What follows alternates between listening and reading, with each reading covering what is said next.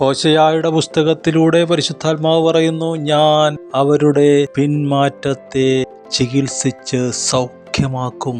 പിന്മാറ്റം ഒരു ആത്മീയ രോഗമാണ്, അതിന് ചികിത്സയുണ്ട്. അതൊരു സന്തോഷ വാർത്തയല്ലേ? സഭായോഗത്തിന് പോകാൻ ഇൻട്രസ്റ്റ് ഇല്ല, പ്രാർത്ഥിക്കാൻ ഉപവസിക്കാൻ താല്പര്യമില്ല, കൂട്ടായ്മയ്ക്ക് ഇഷ്ടമില്ല.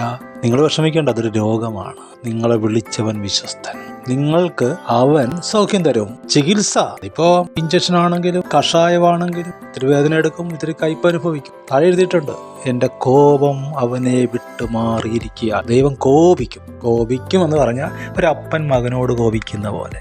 ആ കോപമാണ് ചികിത്സ. ഇത്തിരി കഷ്ടപ്പാട് ബുദ്ധിമുട്ടൊക്കെ തോന്നും, പക്ഷെ എന്നാലും നല്ലതല്ലേ?